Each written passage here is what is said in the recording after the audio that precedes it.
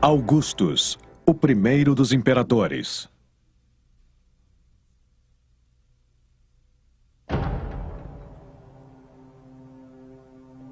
Ele cresceu à sombra de Júlio César e acabou se tornando ainda maior que o próprio. De uma juventude na Roma em guerra civil e anarquia, a era dourada de paz e prosperidade. Com ideais de igualdade, ele se tornou Augustus, o primeiro dos imperadores.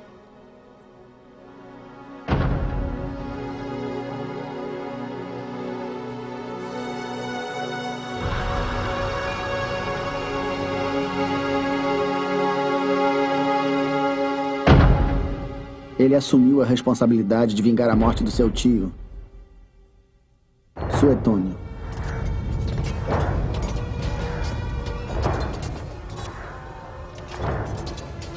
Em março de 44 a.C., Roma era um caos. O ditador Júlio César tinha sido assassinado. Foi esfaqueado até a morte por aqueles que considerava aliados ou até mesmo amigos. Republicanos que acreditavam em líderes eleitos não aceitavam as regras de um ditador ou rei.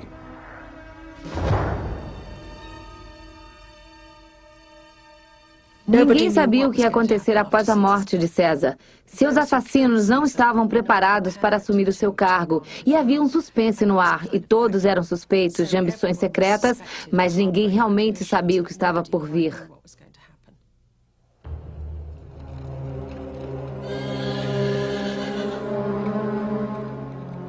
Na principal praça pública de Roma, o Fórum, o testamento de César foi lido por seu fiel braço direito, Marco Antônio. No testamento, ele deixou presentes para os cidadãos de Roma e passou seus bens e o nome da família para seu parente mais próximo, seu sobrinho neto, Otávio. Sua família era de pequenos proprietários rurais das redondezas de Roma. E o jovem de 19 anos era pouco conhecido entre a multidão que se aglomerou à volta de Marco Antônio. Otávio havia passado um verão na Ibéria, em campanha com o tio-avô, e depois foi mandado para o leste, para a Grécia. E foi lá que soube do assassinato de César e de sua herança. Sua mãe lhe escreveu implorando para que não se envolvesse com a política assassina da capital. Mas o adolescente ignorou as preocupações da mãe e partiu para Roma. Imagine a situação. Ele fica sabendo do assassinato de César, descobre que é o herdeiro principal e percebe que, se ele não arriscar, ele vai ser assassinado ou totalmente esquecido. Foi preciso muita coragem, bravura e talvez até um pouco de ignorância arriscar tanto com tão pouca chance de sucesso. Ele realmente arriscou. Na realidade, eu acho que foi uma grande ingenuidade. Ao retornar, Otávio descobre que Marco Antônio havia assumido o comando. Os assassinos de César haviam fugido de Roma e Marco Antônio foi eleito um dos 2 cônsules do Senado. Mas muitos senadores republicanos temiam que Antônio aspirasse o poder absoluto da ditadura. A ambição de Antônio é muito clara: assumir a posição de César. Primeiro, sua ambição é se tornar o mais parecido com César quanto possível e dividir o poder. Mas a competição é grande. E aí, quando matam César, ele quer ser o novo César.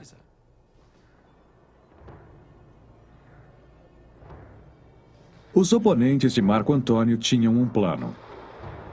Otávio seria a figura perfeita em que todos confiariam. A popularidade do seu tio-avô e o exército protegeriam a República das ambições de Marco Antônio. Conforme o líder do Senado deixou bem claro, assim que a República fosse restabelecida, o jovem Otávio poderia ser dispensado.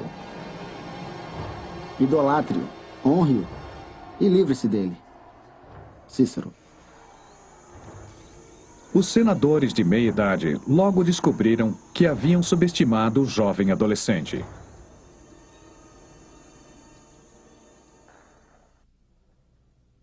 Dois homens dividiram todo o Império Romano entre eles. Ápio.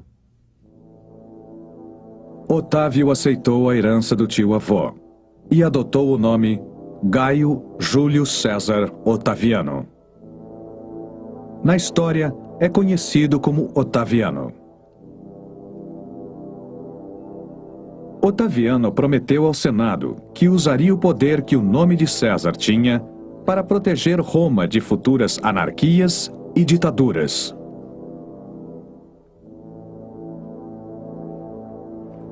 Ele ofereceu ao Senado o fiel exército de César, em troca de legitimidade. O Senado, influenciado por Cícero, elegeu o adolescente Otaviano senador.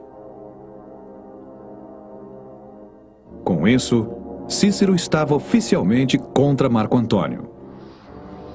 Vamos falar do pior tipo de vulgaridade. Você, com a sua gula, bebeu tanto vinho no casamento de Hípia que foi obrigado a vomitar na frente dos romanos. Já seria péssimo apenas regurgitar, mas ele vomitou e ficou com o colo cheio de pedaços de comida regados a vinho. Cícero.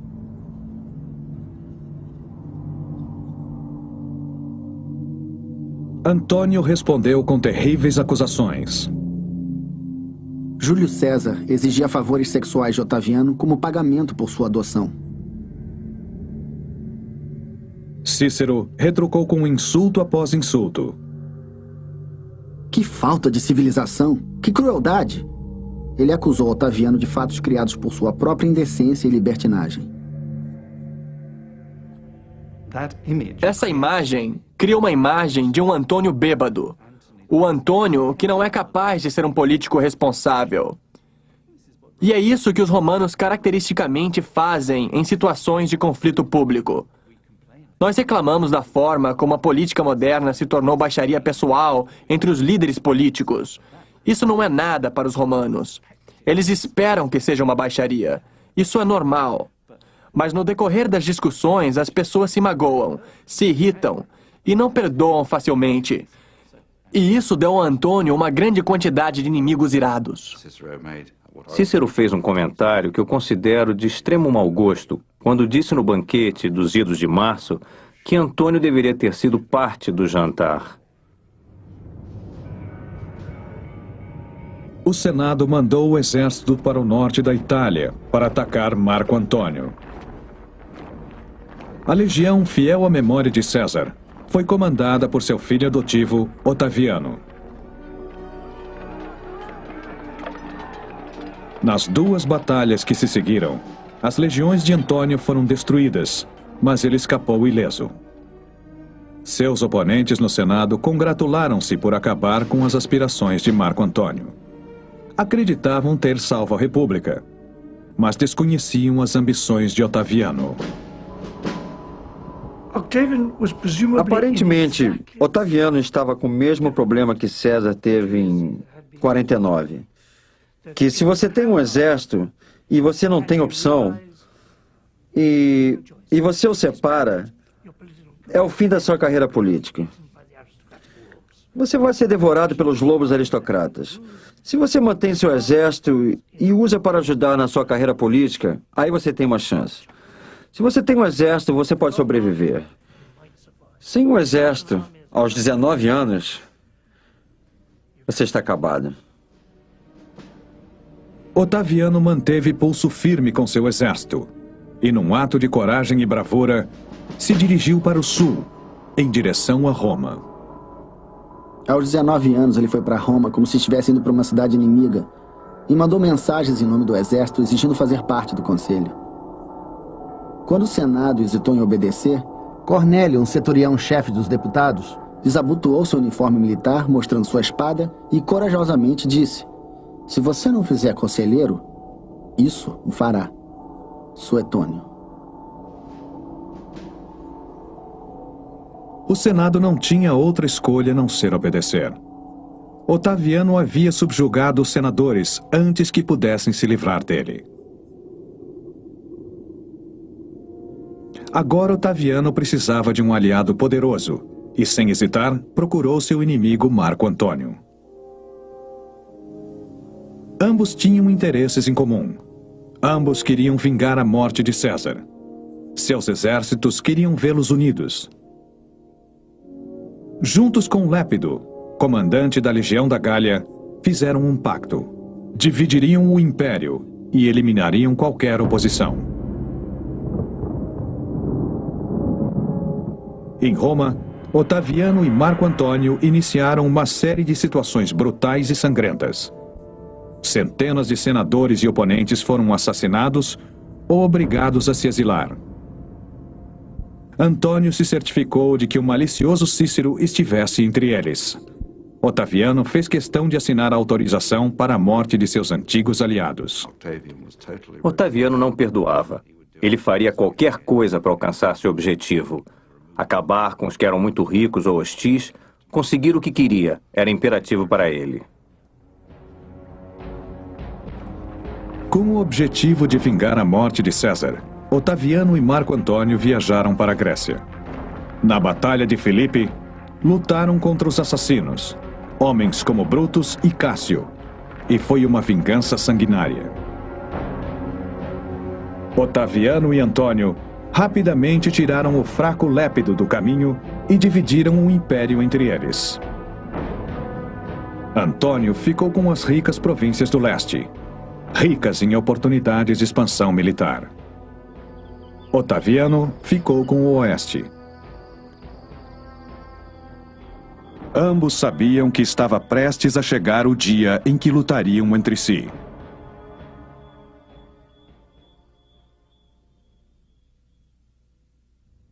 Eu venci em Ática, Otaviano.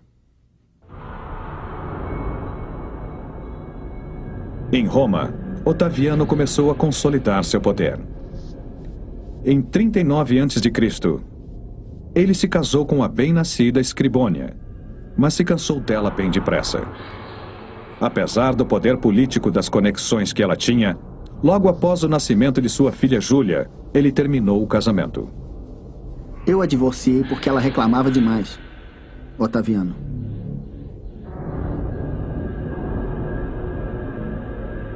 No ano seguinte, Otaviano conheceu e se apaixonou por uma jovem chamada Lívia.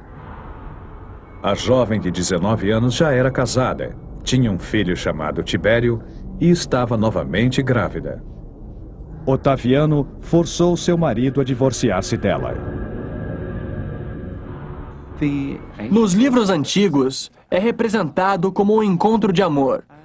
Mas não existe uma explicação óbvia de que tipo de vantagem ele teria numa situação como essa.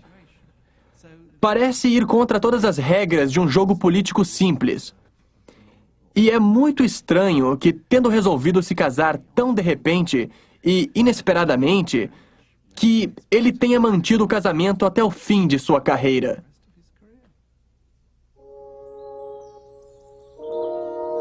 O casamento também serviu para melhorar suas então estremecidas relações com Antônio.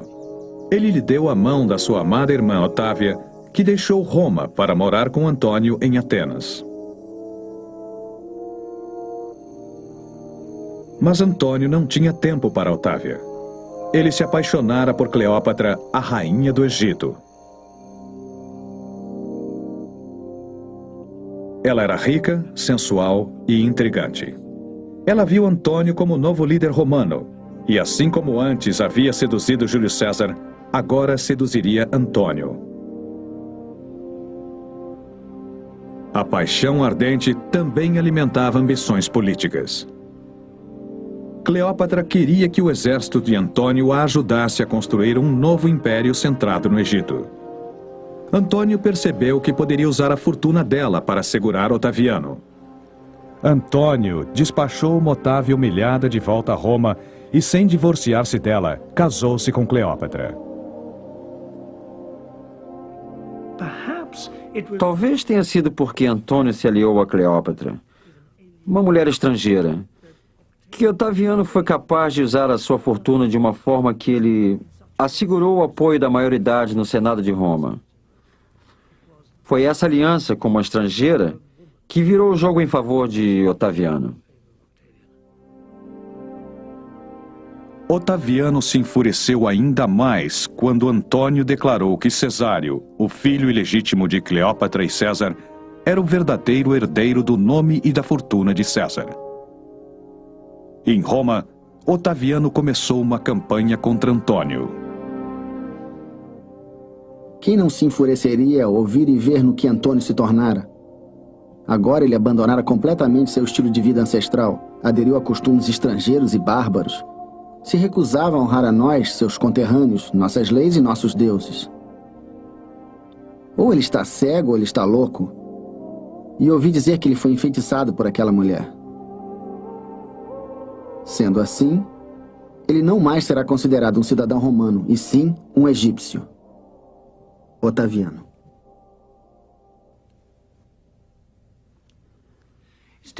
É difícil explicar, mas aqui nós temos um líder romano, um grande mestre, que se juntou a uma linda mulher egípcia e é tratado pelos romanos como se fosse o primeiro-ministro no meio da Guerra Fria, fungindo como uma espiã russa, uma mulher fatal. Imediatamente Antônio é descartado do cenário político romano. Muitos dos senadores romanos assumem essa posição, até mesmo contra seus próprios princípios, porque seu maior interesse é apoiar Otaviano. Otaviano aproveitou-se do grande temor de Roma, dizendo que Antônio pretendia mudar a capital para o Egito e submeter Roma a uma rainha estrangeira. É aí que Octaviano ganha vantagem, porque ele pode explorar as suspeitas romanas em relação a estrangeiros, reis e mulheres, e maldosamente criar a possibilidade da rainha estrangeira, que vai triunfar sobre as ruínas da capital. E, sem dúvida, isso tem um poder enorme com o sentimento popular na Itália. Fazendo-se passar pelo grande salvador de Roma e de suas tradições, Otaviano se preparou para a guerra. Levou 4 anos montando seu exército. Em 31 a.C., ele ergueu o estandarte legionário, rezou para o deus Apolo e partiu. A grande rivalidade entre Otaviano e Antônio chegaria ao seu clímax na costa oeste da Grécia, na Batalha de Actium.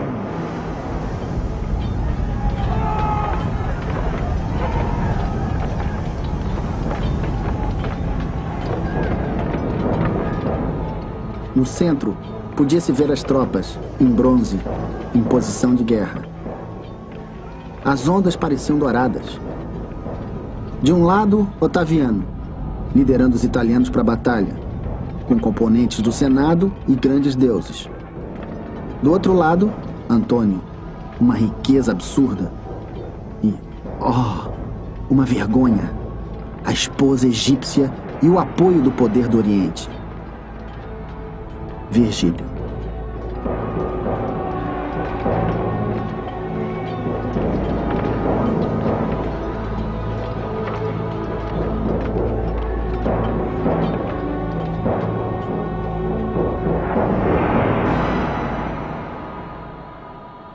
Agripa, o grande general de Otaviano, ganhou a batalha naval, mas a um grande custo.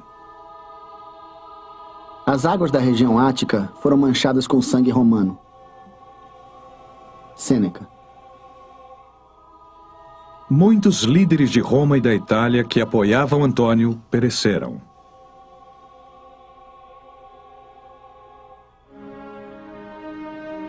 Antônio fugiu para o Egito arrasado e se suicidou. O grande rival de Otaviano estava morto. Cleópatra, temendo por sua própria vida, pediu uma audiência com Otaviano para lembrá-lo de seu amor por Júlio César. Otaviano não se comoveu.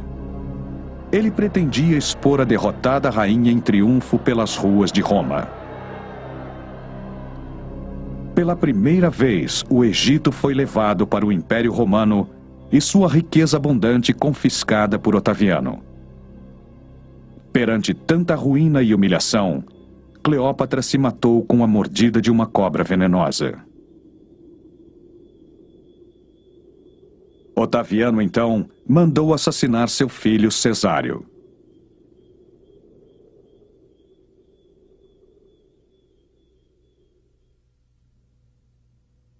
Um mundo cansado pela guerra civil sucumbiu ao seu controle. Tácito.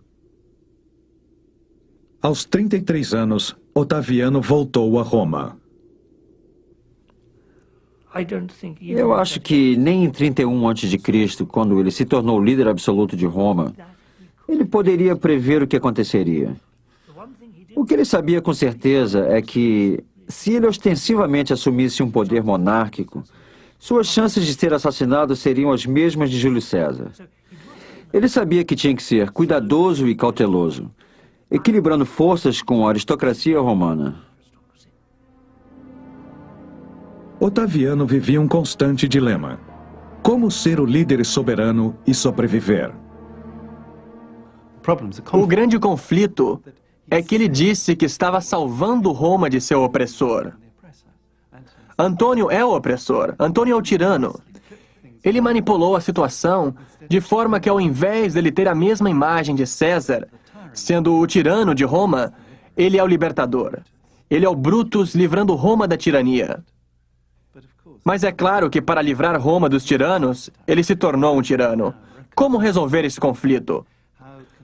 Como ele pode ser o amigo de todos, o salvador de todos, e não ser o homem diabólico que monopolizou o poder?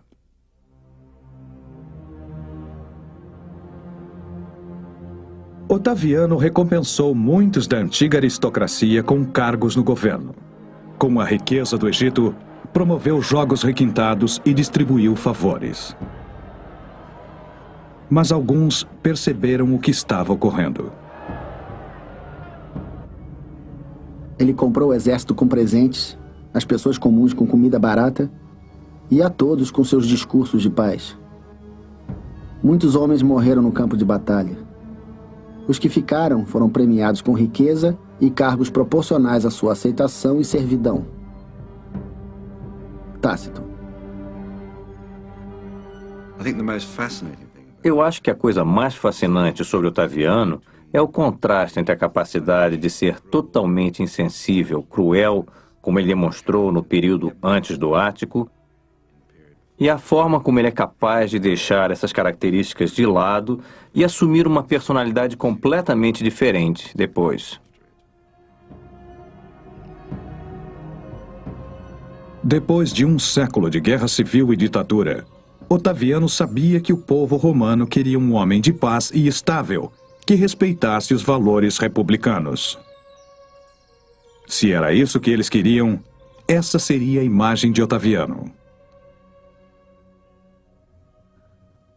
Roma não estava pronta para a ditadura, ou para a monarquia, ou para o império. E ele desenvolveu um equilíbrio onde as pessoas acreditavam que eles ainda tinham uma certa estrutura republicana, mas ao mesmo tempo com um único homem no poder. Apenas 4 anos após Ática, ele fez uma manobra política espetacular. Ofereceu entregar o poder de volta ao Senado. O fato de que eu tenho o poder de liderar vocês para sempre é evidente. Mas eu tenho uma natureza tranquila e nenhum desejo de domínio. Do poder que eu tenho agora, eu abro mão.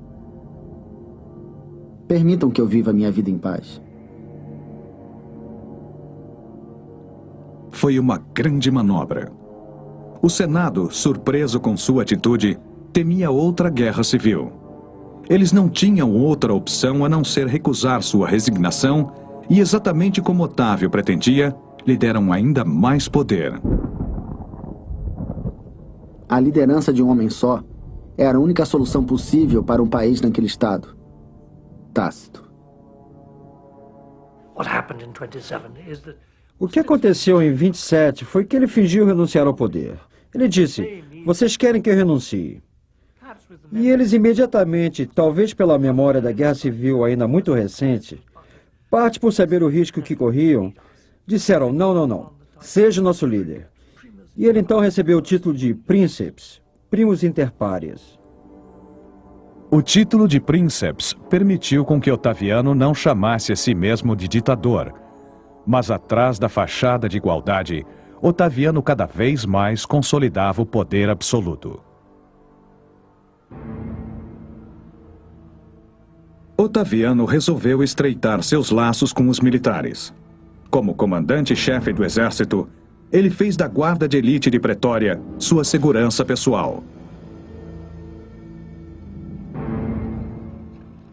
Os comandantes das 28 legiões estavam restritos a um mandato de 2 anos para evitar maiores aspirações políticas. Por precaução, os governadores e generais das províncias onde as legiões se instalavam eram selecionados pela família e pelos amigos de Otaviano. O objetivo real desse esquema era que os senadores ficassem desarmados e despreparados em caso de guerra, enquanto ele possuía armas e controlava as tropas. Cássio. Em Roma, Otaviano se certificou de que teria o apoio popular. Ele iniciou trabalhos públicos, limpou o rio Tibre, melhorou a qualidade da água, criou grupos de combate a incêndios. Acima de tudo, começou uma vasta campanha de construção.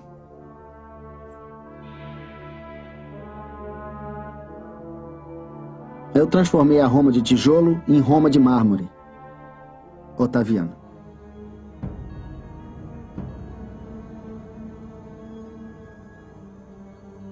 Em 5 anos, as lembranças da guerra civil desapareceram. Os benefícios da paz estavam por todo o império.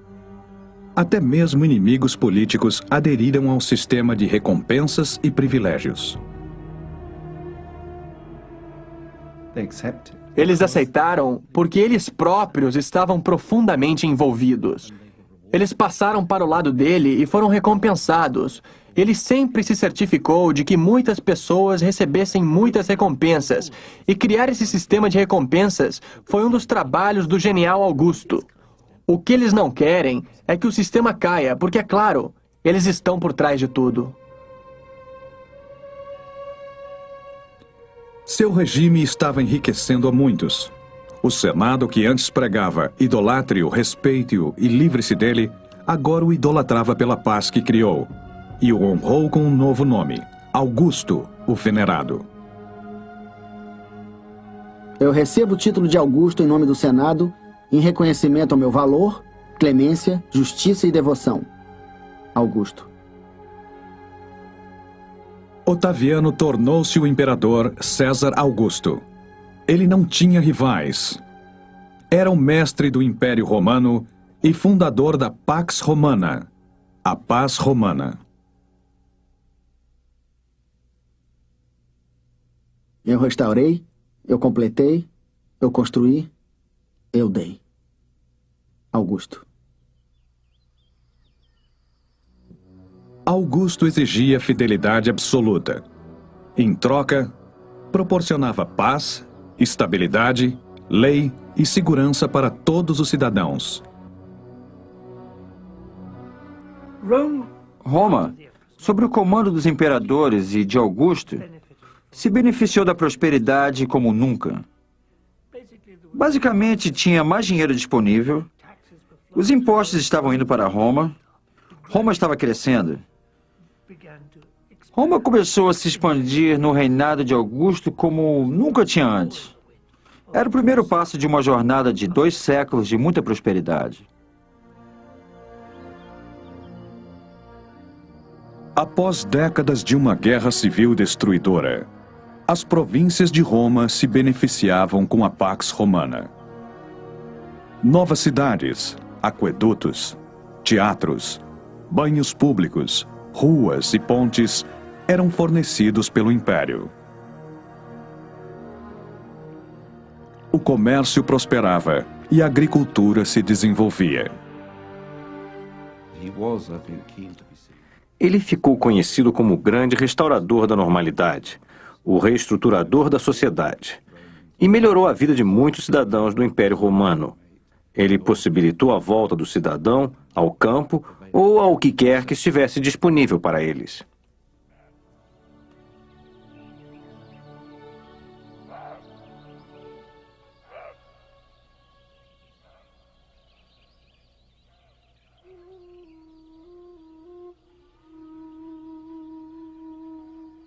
Augusto, agora com 40 anos, cultivava a imagem de um homem frugal. Dormia numa cama de campanha e comia refeições simples.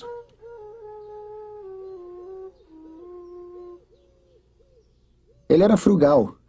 Sempre preferia a comida das pessoas comuns, principalmente o pão branco com queijo e figos verdes. Suetônio.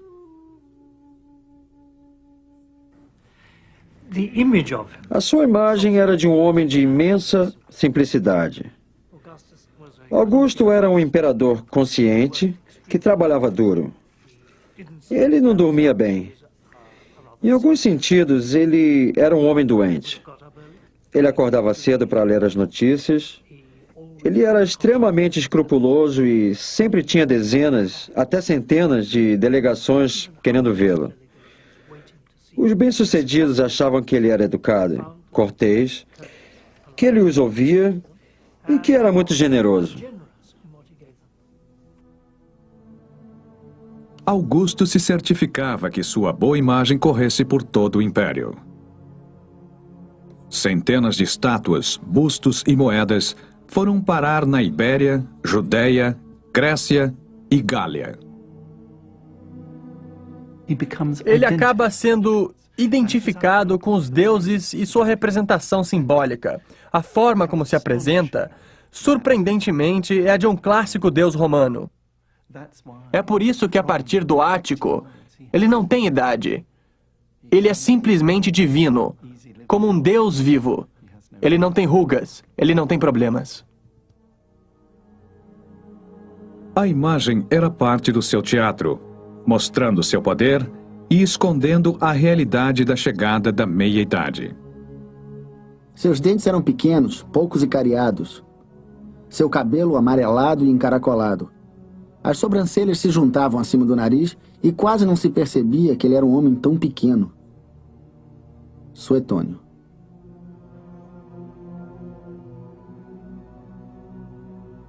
Sua popularidade continuou crescendo. Um mês do verão foi batizado em sua homenagem, agosto.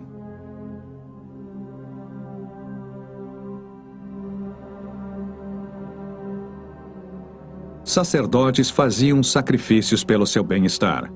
A saúde de Augusto e do Império se tornaram sinônimos.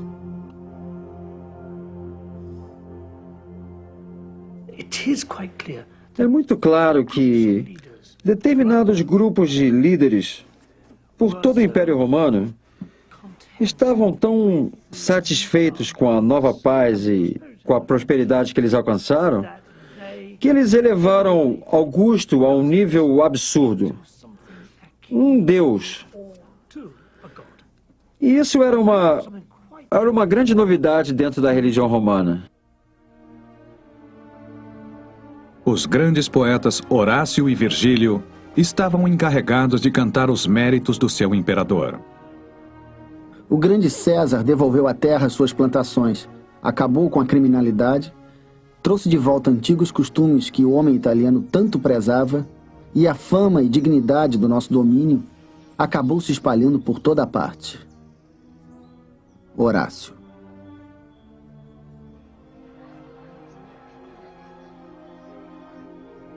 Em 18 a.C., aos 45 anos, Augusto iniciou uma campanha moral para restaurar os valores tradicionais familiares em Roma. Incentivos financeiros encorajaram os cidadãos a casarem e terem filhos. O divórcio ficou mais difícil. Pagava-se multa por adultério. É através de homens que vivem suas vidas assim que os romanos do futuro se tornarão pessoas poderosas. É imperativo que o resto do mundo lhes obedeça, pois deve haver uma raça influenciada por vocês. Augusto. Mas por trás da máscara da moralidade, existia pura hipocrisia. Nem mesmo seus amigos podiam negar que ele cometia adultério. Mas é claro que eles justificavam dizendo que eram por razões de Estado e não simplesmente por paixão. Ele tentava descobrir os planos dos seus inimigos se aproximando das suas esposas e filhas. Suetônio. Sua imagem pública continuava intacta, e sua popularidade também. Ele tirou Roma e seu império do horror da guerra civil. Para assegurar a paz no futuro, o já não tão jovem imperador tinha que achar o sucessor ideal. No auge da felicidade e confiança em sua família, a sorte o abandonou. Suetônio. Augusto deu um fim à república. Era um rei, só não tinha o título. Sua nova ambição era criar uma dinastia que herdasse seu poder. A sucessão é um dos fatores mais perigosos de uma dinastia. Na verdade, nomear um sucessor, dizer, esta pessoa vai ser meu sucessor, não é uma boa coisa. Porque diminui o poder. Na verdade, dá poder a esse sucessor. E o interesse geral é todo em torno dessa nova pessoa. Essa é uma das razões pela qual Augusto não nomeia um sucessor. O que ele tem que fazer é criar um grande grupo que o apoie. Ele não pode correr grandes riscos. Ele precisa de uma família. Para a grande tristeza de Augusto, sua esposa Lívia não lhe deu nenhum filho. Sua única filha, do seu casamento com Escribônia, era Júlia. Ela se tornou a chave para as esperanças de Augusto de estabelecer uma dinastia imperial. Ele estava desesperado para que Júlia lhe desse netos. Pais romanos em cargos políticos achavam que eles tinham o direito de manipular seus filhos para suprir suas ambições políticas. Então, Augusto casou Júlia com sucessivos maridos por causa de seus interesses políticos.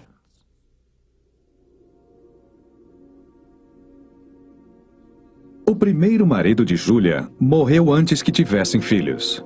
Augusto, então, fez com que ela se casasse com seu melhor amigo, Agripa, 24 anos mais velho. Cumprindo suas obrigações, tiveram 5 filhos. 2 deles, Caio e Lúcio, foram adotados por Augusto. Mas quando Agripa morreu, Augusto forçou Júlia a casar-se com seu meio-irmão, Tibério.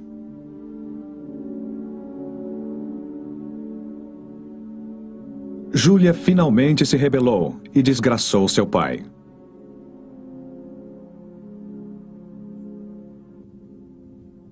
Sua filha não tinha vergonha e se tornou uma grande vergonha. Ela se entregou a diferentes amantes. Ela andava pela cidade vivendo aventuras noturnas. No mesmo fórum onde seu pai propôs a lei contra o adultério, ela seduziu. Ela passou a viver uma vida de prostituta, vendendo seu corpo a amantes desconhecidos. Sêneca. Havia um motivo, uma razão para a violação das leis morais de seu pai. E por causa dessa rebeldia, Augusto decidiu que ela seria exilada. Ele a exilou numa ilha por 5 anos, proibindo-a de receber visitas masculinas e proibindo-a de beber vinho. Ou seja, fez sua vida ser uma desgraça. Corriam rumores de que Lívia, a esposa de Augusto, teria contribuído para a desgraça de Júlia. Eu não acho que Júlia queria se rebelar. Existe uma grande possibilidade de a história verdadeira não ser a história de Júlia, mas a de Lívia. Que Lívia armou tudo para arruinar Júlia e seus filhos, para levar seu filho Tibério ao poder. E eu acho que esse é um ponto de vista bem plausível, que a razão para a ruína de Júlia é que Lívia vai a Augusto e diz: eu preciso falar com você sobre sua filha. ela tem feito algumas coisas das quais você precisa saber. Ela tem participado de orgias no fórum e, francamente, é péssimo para você. E por aí vai. Mais tragédias pessoais marcariam os últimos anos de Augusto. Muitos achavam que seus netos favoritos, Gaio e Lúcio, seriam seus sucessores. Mas ambos morreram cedo. Augusto, para quem a sorte sempre sorriu, agora, aos 66 anos, estava arrasado. Sua saúde começou a piorar. No inverno, ele usava 4 túnicas e um grande camisolão de lã por cima de uma camiseta. O indicador da sua mão direita estava tão dormente e tremendo que ele quase não conseguia segurar o bico de pena. Suetônio.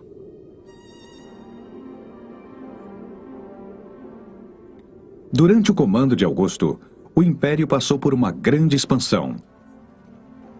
Mas em 9 depois de Cristo, em campanha para consolidar a nova fronteira no rio Elba, houve um grande desastre.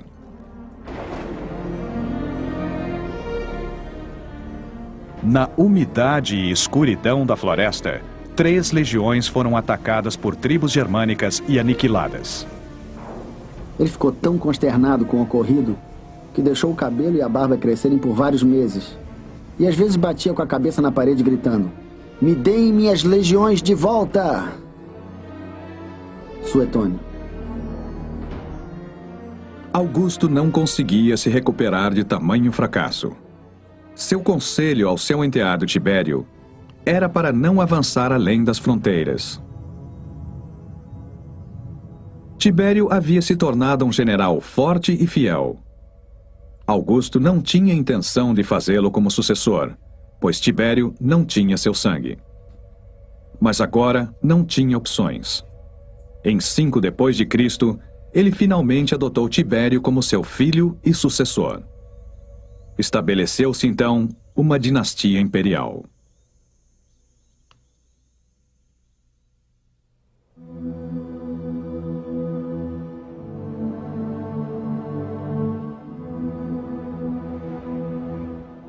A imortalidade é um estado que não está ao nosso alcance.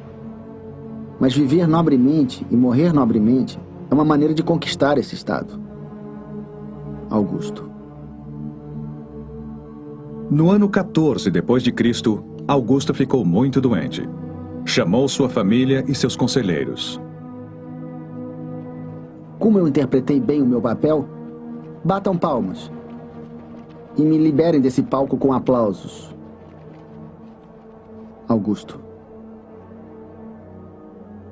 Augusto morreu com Lívia ao seu lado.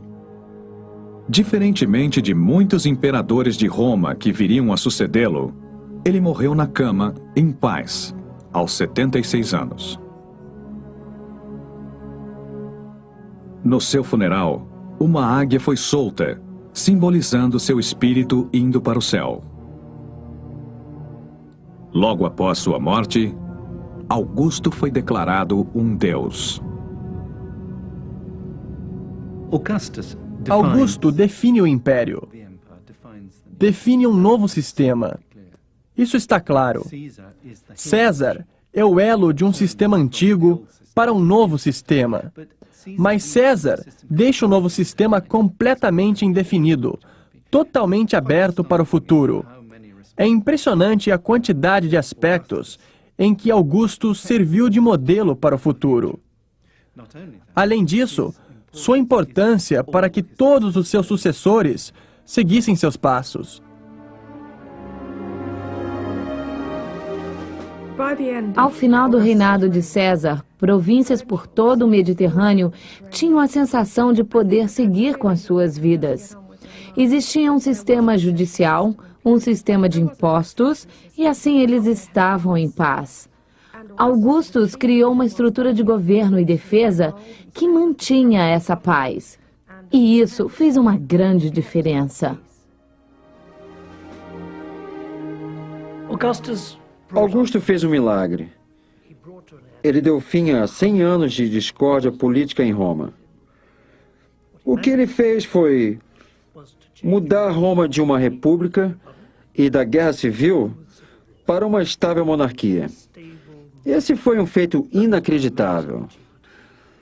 Não só ele conseguiu isso, mas seus sucessores conseguiram manter o sistema que ele criou.